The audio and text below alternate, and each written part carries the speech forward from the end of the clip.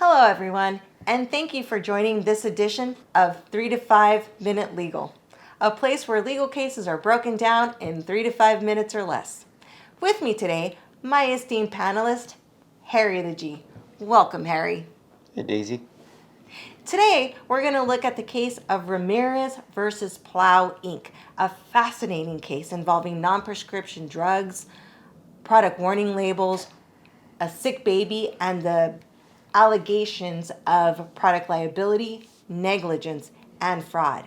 So, Harry, why don't you break these definitions down? What do these terms mean?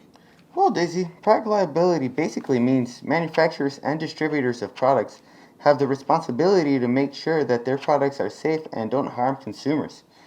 Negligence means the failure to exercise a duty of care towards others which a reasonable person would do in the same situation.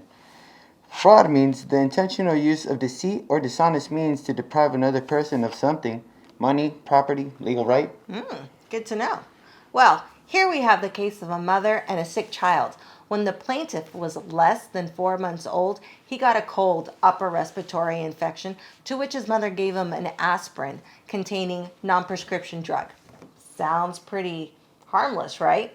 Well, now the plaintiff's mother was Spanish literate only and couldn't read the warning label and proceeded to give her baby the drug, resulting in her son developing Ray's syndrome, which resulted in some severe neurological damage.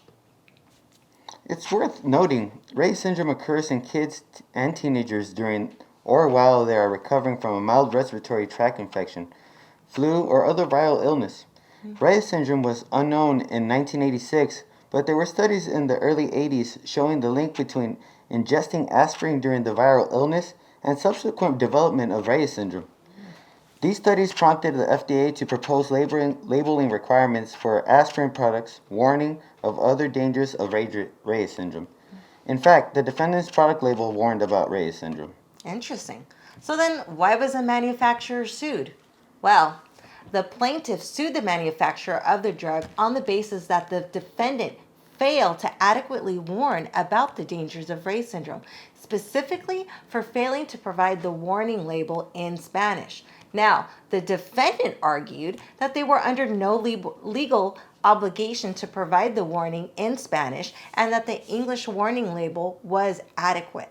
So, Harry, what was the issue and answer presented to the court? Well, the issue is if the defendant liable for fraud, negligence, and product liability for failing adequately to warn about the dangers of Ray's syndrome associated with the product due to distributing the product warning label in English only and not providing the warning label in Spanish. The answer? Can the manufacturer of non-prescription drugs be held liable for distributing its product with warnings in English only? Well, so let's see what the court said. The court ruled that the defendant had no legal obligation to provide the drug product warning label in any other language because both state and federal law only require that the product warning label be in English. The court's decision was based on its review of the Food, Drug, and Cosmetic Act, which outlines what constitutes misbranding. A drug is considered misbranded if the label is false and misleading. Now, the Code of Federal Regulations establish the requirements for drug labeling, which includes information such as directions for use, indications, warnings against unsafe use, side effects, in such a way that an ordinary person, even one of low comprehension, can understand. Furthermore, the regulations only require manufacturers of non-prescription drugs to provide the labeling in English. The court reasoned, based on its review of the current statutes and regulations, which only require warning labels to be in English, that the legislature has intentionally chosen not to require manufacturers to include warnings in foreign language. Therefore, the defendant is not legally obligated to provide the drug product warning label in any language other than English. So, folks, there you have it. Ramirez versus Plough, Inc.